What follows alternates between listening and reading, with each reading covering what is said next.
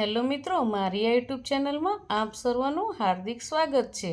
આજે આપણે ધોરણ 4 વિષય ગણિત તારીખ 21/12/2024 આજે આપણે આ એકમ કસોટીનું સંપૂર્ણ સોલ્યુશન જોઈશું।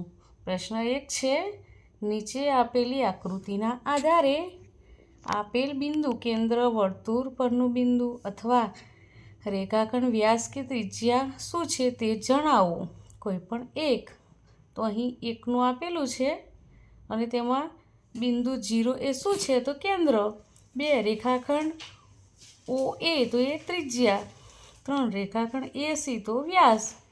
4 રેખાખંડ OC તો ત્રિજ્યા। 5 બિંદુ D એ શું છે તો વર્તુળ પરનું બિંદુ। હવે 2માં જોઈશું, એનો પ્રશ્ન છે બિંદુ Y એ શું છે તો વર્તુળ પરનું બિંદુ। 2 રેખાખંડ PX તો તે ત્રિજ્યા। 3 રેખાખંડ XY તો વ્યાસ। 4 રેખાખંડ AB તો વ્યાસ। 5 બિંદુ P એ શું છે તો કેન્દ્ર। 3નો પહેલો પ્રશ્ન છે બિંદુ K એ શું છે તો કેન્દ્ર।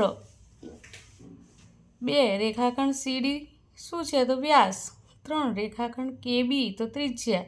4 રેખાખંડ DC તો વ્યાસ। 5 બિંદુ C એ શું છે તો વર્તુળ પરનું બિંદુ। અહીં પ્રશ્ન 2ની આઇટમ આપેલી છે। 3 સેમીનું વર્તુળ દોર્યું છે, 4 સેમીનું, 5 સેમીનું। પછી અહીં પ્રશ્ન 2ની બ છે, અહીં બી વર્તુળ દોર્યા છે અને તે માગ્યા મુજબ જવાબ લખેલા છે।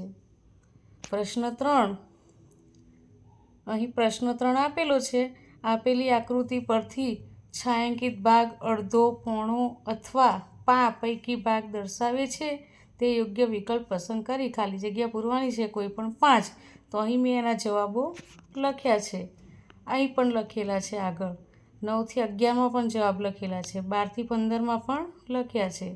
હવે પ્રશ્ન 4 અહીં દાખલા આપેલા છે 1, 2 અને 3, તો એ ગણીને મેં લખ્યા છે।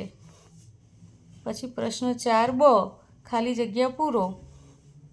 તો અહીં 1 મીટરના અડધા બરાબર 50 સેમી।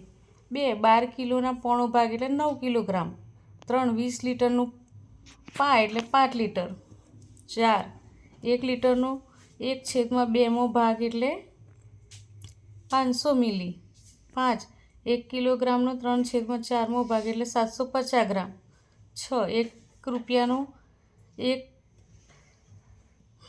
1/4મો ભાગ એટલે 25 પૈસા। 7 કોઈ પણ વસ્તુના 4 સરખા ભાગમાં 3 ભાગને 3/4 કહેવાય। 8 એક વસ્તુના 4 સરખા ભાગમાં 2 ભાગને 2/4 કહેવાય। 9 કોઈ પણ વસ્તુના 2 સરખા ભાગ કરીએ તો દરેક ભાગ એ આખી વસ્તુનો 1/2 ભાગ કહેવાય। અહીં પ્રશ્ન 5,